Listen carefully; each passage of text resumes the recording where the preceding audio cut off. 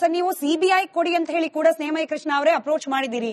October ನಲ್ಲಿ ಅದನ್ನ ಕೈಗೆತ್ಕೊಳ್ಳುತ್ತೆ court. ಆದ್ರೆ ಈಗ ಆಲ್ರೆಡಿ ಸಿಂಗಲ್ ಜಡ್ಜ್ ಬೆಂಚ್ ಹೇಳ್ಬಿಟ್ಟಿದೆ, ಇದರಲ್ಲಿ ಯಾವುದೇ ರೀತಿಯಲ್ಲೂ ಕೂಡ ಲೋಕಾಯುಕ್ತ ವರದಿ ವಿಚಾರಕ್ಕೆ ಸಂಬಂಧಪಟ್ಟ ಅಬ್ಸರ್ವೇಷನ್ ಅಲ್ಲಿ ಲೂಪ್ ಹೋಲ್ಸ್ ಕಾಣ್ತಾ ಇಲ್ಲ, ಸಿಬಿಐ ಕೊಡೋ ಅವಶ್ಯಕತೆ ಕಾಣ್ತಾ ಇಲ್ಲ ಅಂತ ಹೇಳಿ. ನೀವು ಲಾರ್ಜರ್ ಬೆಂಚ್ ಹೋದ ತಕ್ಷಣ ಈ ಅಭಿಪ್ರಾಯ ಚೇಂಜ್ ಆಗುತ್ತೆ ಅನ್ನೋ ಕಾನ್ಫಿಡೆನ್ಸ್ ಇದೆ ಅನ್ನೋದಾದ್ರೆ ಯಾಕೆ?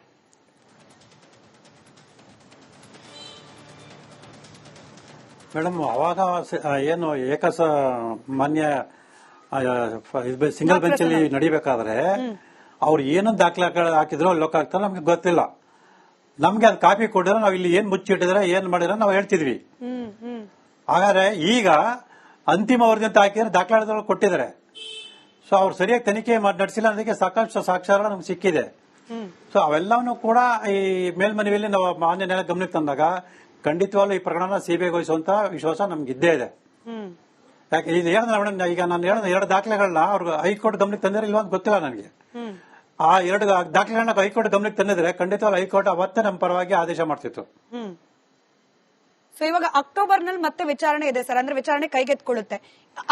ಆ ಪ್ರಕ್ರಿಯೆ ಏನಾಗಿದೆ ಅದನ್ನ ಒಂಚೂರು ವಿವರಿಸಬಹುದಾ ಸರ್? ಅಂದ್ರೆ ನೀವು ಸಿಬಿಐ ಕೊಡಿ ಅಂತ ಕೇಳಿರುವ ಅಪೀಲ್ ಏನಿದೆ ಅದರ ಬಗ್ಗೆ ಏನಾಗಿದೆ ಡೆವಲಪ್ಮೆಂಟ್? ಮೇಡಮ್, ಅದೇ ಶ್ರೀಮತಿ ಪಾರ್ವತಿ ಅವರು ಪರವಾಗಿ ಯಾರೇ ವಕೀಲರು ವಕಾಲತ್ ಆಗ್ತಾ ಇರೋದ್ರಿಂದ ಅವ್ರಿಗೆ ಮತ್ತೊಂದ್ಸಲ ಸಮನ್ಸ್ ಜಾರಿ ಮಾಡಿ ಅಂತೇಳಿ ಮಾನ್ಯ ನ್ಯಾಯಾಲಯ ಆದೇಶ ಮಾಡಿದೆ. ಅದ್ರ ಪ್ರಕಾರ ನಾವು ಸದ್ಯದಲ್ಲಿ ಅವರಿಗೆ ಸಮನ್ಸ್ ಅನ್ನ ಜಾರಿ ಮಾಡ್ತೀವಿ. ಜಾರಿ ಮಾಡಿದ ನಂತರ ಮುಂದಿನ ತಿಂಗಳು ಅಕ್ಟೋಬರ್ ತಿಂಗಳಲ್ಲಿ ಅದು ವಿಚಾರಣೆ ಬರುತ್ತೆ. ವಿಚಾರಣೆ ನಂತರ ಆದೇಶ ಆಗುತ್ತೆ. ರೈಟ್.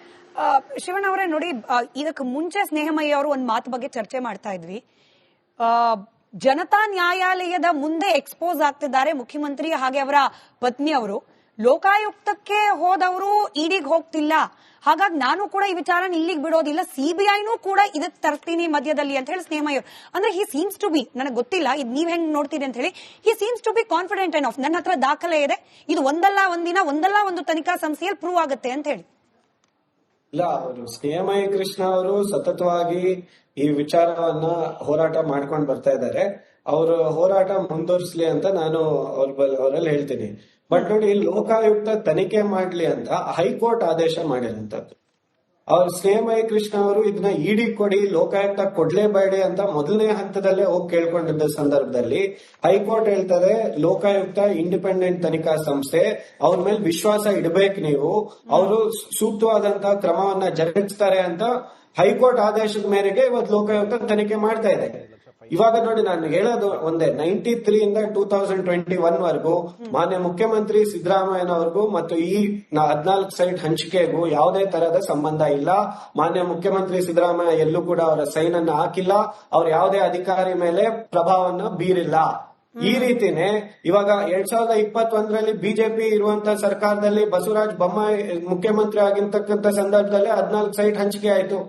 ಸ್ನೇಹಮಯಿ ಕೃಷ್ಣ ಅವರು ಅವ್ರ ಮೇಲೂ ಕೂಡ ಬಸವರಾಜ ಬೊಮ್ಮಾಯಿ ಅವ್ರ ಮೇಲೆ ವಿರುದ್ಧ ಕ್ರಮ ತಗೊಳ್ಬೇಕು, ಅವ್ರ ವಿರುದ್ಧ ಕೂಡ ಸಿಬಿಐಗೆ ಕೊಡಬೇಕು, ಇಡಿ ಕೊಡಬೇಕು.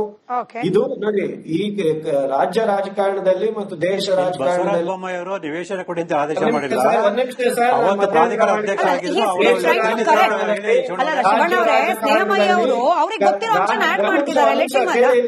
ರಾಜ್ಯ ರಾಜಕಾರಣದಲ್ಲಿ ಒಬ್ಬ ನಿಷ್ಠಾವಂತ, ಪ್ರಾಮಾಣಿಕ, ಭ್ರಷ್ಟಾಚಾರ ವಿರೋಧಿ ನಾಯಕ ಯಾರಾದ್ರೂ ಇದೆ ಅದು ಮಾನ್ಯ ಮುಖ್ಯಮಂತ್ರಿ ಸಿದ್ದರಾಮಯ್ಯನವರು. ಅವರ ಕಳಂಕರಹಿತ ರಾಜಕೀಯ ಜೀವನಕ್ಕೆ ಇವತ್ತು ಮಸಿ ಬಳಿಯುವಂತ ಆರೋಪ, ಇಲ್ಲ ಸಲ್ಲದ ಆರೋಪವನ್ನ ಮಾಡ್ತಾ ಇದ್ದಾರೆ. ಜಯ ಹಾಗೆ ಆಗತ್ತೆ ಅಂತ ನಾವೆಲ್ಲ ಭಾವಿಸಿದ್ದೇವೆ. Yes sir, Snehamayi Krishna sir ತಾವೇನೋ ಆಡ್ ಮಾಡ್ತಾ ಇದ್ರಿ. ಮೇಡಮ್, 14 ನಿವೇಶನ ಕೊಡಿ ಅಂತೇಳಿ ಬೊಮ್ಮಾಯಿ ಅವರು ಆದೇಶ ಮಾಡಿಲ್ಲ. ಅವ್ರ ಗಮನಕ್ಕೆ ಬರದ ರೀತಿಯಲ್ಲಿ ಅವತ್ತಿನ ಮೂಡ ಅಧ್ಯಕ್ಷ ಆಗಿಲ್ಲ ರಾಜೀವ್ ಅವರು, ಅದೇ ರಾಜೀವ್ ಅವರು ಇವತ್ತು ಕಾಂಗ್ರೆಸ್ ಪಕ್ಷದಲ್ಲಿದ್ದಾರೆ, ಸಿದ್ದರಾಮಯ್ಯ ಜೊತೆ ಇದ್ದಾರೆ.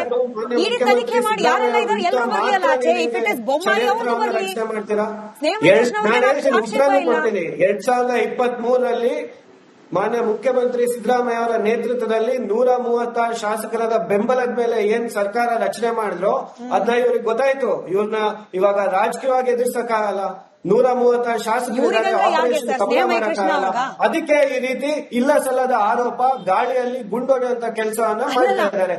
ಯಾರು ಕೃಷ್ಣ ಅವರ ಬೆಂಬಲಿತರು ಯಾರ್ಯಾರಿದ್ದಾರೆ ಅಂತ ಶಿವಣ್ಣರೇ, ನೀವು ಸ್ನೇಹಮಯಿ ದಯವಿಟ್ಟು ಕೃಷ್ಣ ನನ್ನ ಸರ್. ಪ್ರಶ್ನೆಗೆ ಉತ್ತರ ಕೊಡ್ತೀರಾ? ನೀವು ಸ್ನೇಹಮಯಿ ಕೃಷ್ಣ ಸಿದ್ದರಾಮಯ್ಯ ಸರ್. ತಪ್ಪು ಮಾಡಿಲ್ಲ ಅಂತಂದ್ರೆ ಇಲ್ಲ, ಒಂದೇ ನಿಮಿಷ, ನಾನು ಒಂದೇ ಎರಡು ಮೂರು ನಿಮಿಷ. ಪ್ರಶ್ನೆ ಕೃಷ್ಣ ಕೇಳ್ತೀನಿ, ಸರ್. ಉತ್ತರ ಕೊಡ್ತೀರಾ ನೀವು? ಕೃಷ್ಣ ಸರ್, ಒಂದೇ ರಾಜ್ಯ ನಿಮಿಷ. ಜನಕ್ಕೆ ಗೊತ್ತಾಗಲಿ, ನಿಮ್ಮ ಕೃಷ್ಣ ಸರ್. ಕೋರ್ಟಲ್ಲಿ ಸತತವಾಗಿ ಉತ್ತರ ಕೊಡ್ತೀರಾ?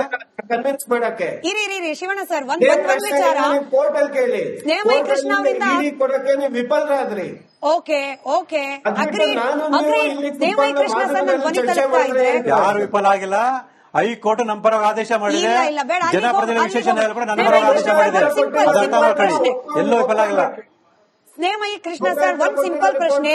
ಇಡೀ ತನಿಖೆ ಮುಂದುವರಿಸಿ ಅದ್ರಲ್ಲಿ ಬಿಜೆಪಿಯ ಮುಖ್ಯಮಂತ್ರಿ ಆಗಿದ್ದವರು ಕೂಡ ದೋಷಿ ಅಂತ ಬಂದ್ರೆ ನಿಮ್ಗೇನಾದ್ರೂ ತಕರಾರಿದೆಯಾ ಸರ್? ಖಂಡಿತ ಅಲ್ಲ ಮೇಡಮ್. ನಾನು ಅಷ್ಟೇ ಪ್ರಾರಂಭದಲ್ಲಿ ಹೇಳ್ತಿದ್ದೀನಿ, ಬೇಕಾಗಿದ್ದು. ನಾನು ಆ ಪಕ್ಷ ಮೂರನೇ ಈ ಬ್ರೇಕಿಂಗ್ ಪಕ್ಷ ಅಂತ ಒಂದು ಹೇಳಿಲ್ಲ. ತಗೊಳ್ಳಿ ಸರ್. ನೀವು ಸಿಬಿಐ ಕೊಡಿ ಅಂತ ಹೇಳಿ ಕೂಡ ಸ್ನೇಹಮಯಿ ಕೃಷ್ಣ ಅವರೇ ಅಪ್ರೋಚ್ ಮಾಡಿದಿರಿ. ಅಕ್ಟೋಬರ್ ನಲ್ಲಿ ಅದನ್ನ ಕೈಗೆತ್ಕೊಳ್ಳುತ್ತೆ ಕೋರ್ಟ್. ಆದ್ರೆ ಈಗ ಆಲ್ರೆಡಿ ಸಿಂಗಲ್ ಜಡ್ಜ್ ಬೆಂಚ್ ಹೇಳ್ಬಿಟ್ಟಿದೆ, ಇದರಲ್ಲಿ ಯಾವುದೇ ರೀತಿಯಲ್ಲೂ ಕೂಡ ಲೋಕಾಯುಕ್ತ ವರದಿ ವಿಚಾರಕ್ಕೆ ಸಂಬಂಧಪಟ್ಟ ಅಬ್ಸರ್ವೇಷನ್ ಅಲ್ಲಿ ಲೂಪ್ ಹೋಲ್ಸ್ ಕಾಣ್ತಾ ಇಲ್ಲ, ಸಿಬಿಐ ಕೊಡೋ ಅವಶ್ಯಕತೆ ಕಾಣ್ತಾ ಇಲ್ಲ ಅಂತ ಹೇಳಿ. ನೀವು ಲಾರ್ಜರ್ ಬೆಂಚ್ ಹೋದ ತಕ್ಷಣ ಈ ಅಭಿಪ್ರಾಯ ಚೇಂಜ್ ಆಗುತ್ತೆ ಅನ್ನೋ ಕಾನ್ಫಿಡೆನ್ಸ್ ಇದೆ ಅನ್ನೋದಾದ್ರೆ ಯಾಕೆ?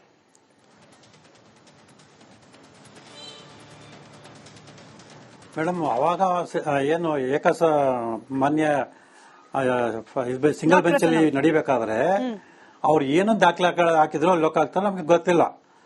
ನಮ್ಗೆ ಅದು ಕಾಪಿ ಕೊಟ್ಟಿದ್ರೆ ನಾವು ಇಲ್ಲಿ ಏನ್ ಮುಚ್ಚಿಟ್ಟಿದ್ರೆ ಏನ್ ಮಾಡಿದ್ರೆ ನಾವು ಹೇಳ್ತಿದ್ವಿ. ಹಾಗಾದ್ರೆ ಈಗ ಅಂತಿಮ ವರದಿ ಅಂತ ಹಾಕಿದ್ರೆ ದಾಖಲಾತಿಗಳು ಕೊಟ್ಟಿದ್ದಾರೆ. ಸೊ ಅವ್ರು ಸರಿಯಾಗಿ ತನಿಖೆ ನಡೆಸಿಲ್ಲ, ಅದಕ್ಕೆ ಸಾಕಷ್ಟು ಸಾಕ್ಷ್ಯಗಳು ನಮ್ಗೆ ಸಿಕ್ಕಿದೆ. ಸೊ ಅವೆಲ್ಲವನ್ನೂ ಕೂಡ ಈ ಮೇಲ್ಮನವಿಯಲ್ಲಿ ನಾವು ಮಾನ್ಯ ನ್ಯಾಯಾಲಯ ಗಮನಕ್ಕೆ ತಂದಾಗ ಖಂಡಿತವಾಗ್ಲೂ ಈ ಪ್ರಕರಣ ಸಿಬಿಐಗೆ ವಹಿಸುವಂತ ವಿಶ್ವಾಸ ನಮ್ಗೆ ಇದ್ದೇ ಇದೆ. ಯಾಕೆ ಇದು ಹೇಳಿದ್ರೆ ಮೇಡಮ್, ಈಗ ನಾನು ಹೇಳಿದ 2 ದಾಖಲೆಗಳನ್ನ ಅವ್ರಿಗೆ ಹೈಕೋರ್ಟ್ ಗಮನಕ್ಕೆ ತಂದಿದ್ರೆ ಇಲ್ವಾ ಅಂತ ಗೊತ್ತಿಲ್ಲ ನನಗೆ. ಆ 2 ದಾಖಲೆಗಳನ್ನ ಹೈಕೋರ್ಟ್ ಗಮನಕ್ಕೆ ತಂದಿದ್ರೆ ಖಂಡಿತವಾಗ್ಲೂ ಹೈಕೋರ್ಟ್ ಅವತ್ತೇ ನಮ್ಮ ಪರವಾಗಿ ಆದೇಶ ಮಾಡ್ತಿತ್ತು.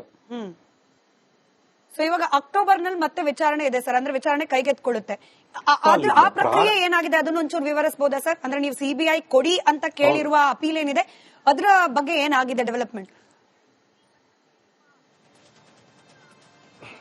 ಮೇಡಮ್, ಅದೇ ಶ್ರೀಮತಿ ಪಾರ್ವತಿ ಅವರು ಪರವಾಗಿ ಯಾರೇ ವಕೀಲರು ವಕಾಲತ್ ಆಗ್ತಾ ಇರೋದ್ರಿಂದ ಅವ್ರಿಗೆ ಮತ್ತೊಂದ್ಸಲ ಸಮನ್ಸ್ ಜಾರಿ ಮಾಡಿ ಅಂತೇಳಿ ಮಾನ್ಯ ನ್ಯಾಯಾಲಯ ಆದೇಶ ಮಾಡಿದೆ. ಅದ್ರ ಪ್ರಕಾರ ನಾವು ಸದ್ಯದಲ್ಲಿ ಅವರಿಗೆ ಸಮನ್ಸ್ ಅನ್ನ ಜಾರಿ ಮಾಡ್ತೀವಿ.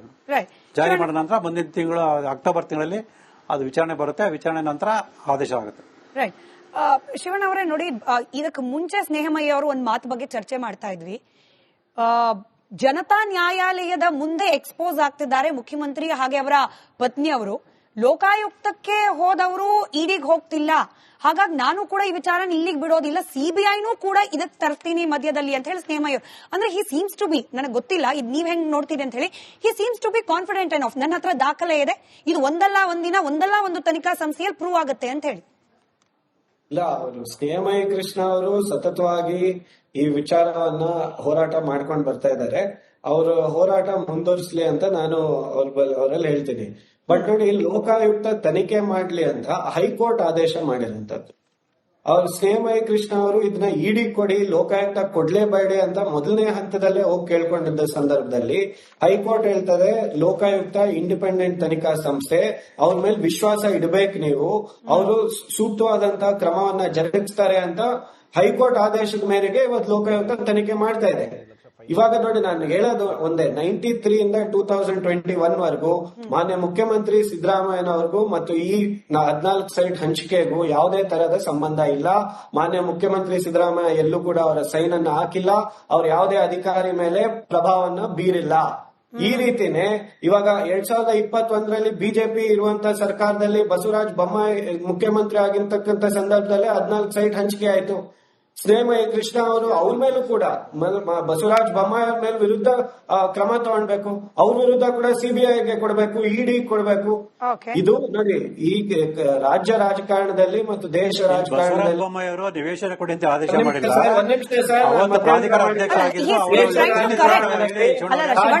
ಸ್ನೇಹಮಯಿ ಅವರು ಅವ್ರಿಗೆ ಗೊತ್ತಿರೋ ಆಡ್ ಮಾಡ್ತಿದ್ದಾರೆ. ರಾಜ್ಯ ರಾಜಕಾರಣದಲ್ಲಿ ಒಬ್ಬ ನಿಷ್ಠಾವಂತ, ಪ್ರಾಮಾಣಿಕ, ಭ್ರಷ್ಟಾಚಾರ ವಿರೋಧಿ ನಾಯಕ ಯಾರಾದ್ರೂ ಇದೆ, ಅದು ಮಾನ್ಯ ಮುಖ್ಯಮಂತ್ರಿ ಸಿದ್ದರಾಮಯ್ಯನವರು. ಅವರ ಕಳಂಕರಹಿತ ರಾಜಕೀಯ ಜೀವನಕ್ಕೆ ಇವತ್ತು ಮಸಿ ಬಳಿಯುವಂತ ಆರೋಪ, ಇಲ್ಲ ಸಲ್ಲದ ಆರೋಪವನ್ನ ಮಾಡ್ತಾ ಇದ್ದಾರೆ. ಜಯ ಹಾಗೆ ಆಗತ್ತೆ ಅಂತ ನಾವೆಲ್ಲ ಭಾವಿಸಿದ್ದೇವೆ. Yes sir. Snehamayi Krishna sir, ತಾವೇನೋ ಆಡ್ ಮಾಡ್ತಾ ಇದ್ರಿ. ಮೇಡಮ್ 14 ನಿವೇಶನ ಕೊಡಿ ಅಂತೇಳಿ ಬೊಮ್ಮಾಯಿ ಅವರು ಆದೇಶ ಮಾಡಿಲ್ಲ. ಅವ್ರ ಗಮನಕ್ಕೆ ಬರದ ರೀತಿಯಲ್ಲಿ ಅವತ್ತಿನ ಮೂಡ ಅಧ್ಯಕ್ಷರಾಗಿಲ್ಲ ರಾಜೀವ್ ಅವರು ಇವಾಗ ಶಿವಣ್ಣ ಸರ್ ನಿಮ್ಗೂ ಗೊತ್ತಿದೆ, ಅದೇ ಶಿವಣ್ಣ ಸರ್ ರಾಜೀವ್ ಅವರು ನಿಮ್ಗೂ ಇವತ್ತು ಗೊತ್ತಿದೆ. ಇಡೀ ಕಾಂಗ್ರೆಸ್ ತನಿಖೆ ಇನ್ನೂ ಪಕ್ಷದಲ್ಲಿದ್ದಾರೆ. ಪ್ರಗತಿಯಲ್ಲಿದೆ. ಸಿದ್ದರಾಮಯ್ಯ ತನಿಖೆ ಜೊತೆ ಪ್ರಗತಿಯಲ್ಲಿದೆ. ಇದ್ದಾರೆ. ಇಡೀ ತನಿಖೆ ಮಾಡಿ ಯಾರೆಲ್ಲ ಇದ್ದಾರೆ ಎಲ್ಲರೂ ಬರಲಿ ಅಲ್ಲ ಆಚೆ. ಇಫ್ ಇಟ್ ಇಸ್ ಬೊಮ್ಮಾಯಿ ಅವರು ಬರಲಿ. ಸ್ನೇಹಮಯಿ ಕೃಷ್ಣ ಅವರಿಗೆ ಆಕ್ಷೇಪ ಇಲ್ಲ.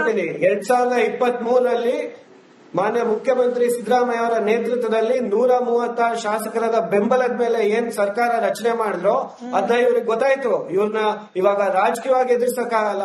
136 ಶಾಸಕರು ಇವ್ರಿಗೆಲ್ಲ ಯಾಕೆ ಸರ್? ಸ್ನೇಹಮಯಿ ಕೃಷ್ಣ ಅವ್ರಿಗಾ? ಅದಕ್ಕೆ ಈ ರೀತಿ ಇಲ್ಲ ಸಲ್ಲದ ಆರೋಪ, ಗಾಳಿಯಲ್ಲಿ ಗುಂಡೊಡೆಯುವಂತ ಕೆಲಸವನ್ನ ಮಾಡ್ತಾ ಇದ್ದಾರೆ. ಅಲ್ಲಲ್ಲ, ಇದಕ್ಕೆ ಯಾರು ಆಕ್ಷೇಪ ಬೆಂಬಲ ಯಾರಿಗೆ? ಇದ್ದಾರೆ? ಸ್ನೇಹಮಯಿ ಕೃಷ್ಣ ಅವ್ರಿಗಾ? ಕೃಷ್ಣ ಅವರ ಬೆಂಬಲಿತರು ಯಾರ್ಯಾರಿದ್ದಾರೆ ಅಂತ ಇವತ್ತು ಶಿವಣ್ಣರೇ, ನೀವು ಸ್ನೇಹಮಯಿ ದಯವಿಟ್ಟು ಕೃಷ್ಣ ನನ್ನ ಸರ್. ಪ್ರಶ್ನೆಗೆ ಉತ್ತರ ಕೊಡ್ತೀರಾ? ನೀವು ಸ್ನೇಹಮಯಿ ಕೃಷ್ಣ ಸಿದ್ದರಾಮಯ್ಯ ಸರ್. ತಪ್ಪು ಮಾಡಿಲ್ಲ ಅಂತಂದ್ರೆ ಇಲ್ಲ, ಒಂದೇ ನಿಮಿಷ, ನಾನು ಒಂದೇ 2-3 ನಿಮಿಷ. ಪ್ರಶ್ನೆ ಕೃಷ್ಣ ಕೇಳ್ತೀನಿ, ಸರ್. ಉತ್ತರ ಕೊಡ್ತೀರಾ ನೀವು? ಕೃಷ್ಣ ಸರ್, ಒಂದೇ ರಾಜ್ಯ ನಿಮಿಷ. ಜನತೆ ಗೊತ್ತಾಗಲಿ. ನಿಮ್ಮಂತ ಕೃಷ್ಣ ಸರ್. ಗೊತ್ತಾಗಲಿ. ಸತತವಾಗಿ ಉತ್ತರ ಕೊಡ್ತೀರಾ? ಕನ್ವಿನ್ಸ್ ಮಾಡಕ್ಕೆ ಇರಿ ಶಿವಣ್ಣ ಸರ್, ಒಂದ್ ವಿಚಾರ. ಕೋರ್ಟ್ ಅಲ್ಲಿ ಕೇಳಿ. ಸ್ನೇಹಮಯಿ ಕೃಷ್ಣ ಅವರಿಂದ ಇಡಿ ಕೊಡಕ್ಕೆ ನೀವು ವಿಫಲರಾದ್ರಿ. ಓಕೆ ಅದ್ಬಿಟ್ಟು ಅಗ್ರಿ ನಾನು ನೀವು ಅಗ್ರಿ. ಇಲ್ಲಿ ಸ್ನೇಹಮಯಿ ಕೃಷ್ಣ ಸರ್ ನನ್ನ ಧ್ವನಿ ಚರ್ಚೆ ತಲುಪ್ತಾ ಇದ್ರೆ ಯಾರು ವಿಫಲ ಆಗಿಲ್ಲ. ಹೈಕೋರ್ಟ್ ನಮ್ಮ ಪರವಾಗಿ ಆದೇಶ ಮಾಡಿದೆ. ಇಲ್ಲ, ಇಲ್ಲ, ಬೇಡ. ಅಲ್ಲಿ ಜನಪ್ರತಿನಿಧಿ ಹೋಗಿ- ವಿಶೇಷ ನ್ಯಾಯಾಲಯ ಕೂಡ ನನ್ನ ಸ್ನೇಹಮಯಿ ಪರವಾಗಿ ಆದೇಶ ಕೃಷ್ಣ ಮಾಡಿದೆ. ಸರ್, simple, ಅದು ಅರ್ಥ simple ಮಾಡ್ಕೊಳ್ಳಿ. ಪ್ರಶ್ನೆ. ಎಲ್ಲೂ ವಿಫಲ ಆಗಿಲ್ಲ. ಸ್ನೇಹಮಯಿ ಕೃಷ್ಣ ಸರ್, ಒಂದ್ ಸಿಂಪಲ್ ಪ್ರಶ್ನೆ. ಇಡೀ ತನಿಖೆ ಮುಂದುವರಿಸಿ ಅದ್ರಲ್ಲಿ ಬಿಜೆಪಿಯ ಮುಖ್ಯಮಂತ್ರಿ ಆಗಿದ್ದವರು ಕೂಡ ದೋಷಿ ಅಂತ ಬಂದ್ರೆ ನಿಮ್ಗೇನಾದ್ರೂ ತಕರಾರಿದೆಯಾ ಸರ್? ಖಂಡಿತ ಇಲ್ಲ ಮೇಡಮ್. ನಾನು ಅಷ್ಟೇ ಪ್ರಾರಂಭದಲ್ಲಿ ಹೇಳ್ತಿದ್ದೀನಿ, ಬೇಕಾಗಿದ್ದು. ನಾನು ಆ ಮೂರನೇ ಪಕ್ಷ ಈ ಬ್ರೇಕಿಂಗ್ ಪಕ್ಷ ಅಂತ ಒಂದು ಇಲ್ಲ.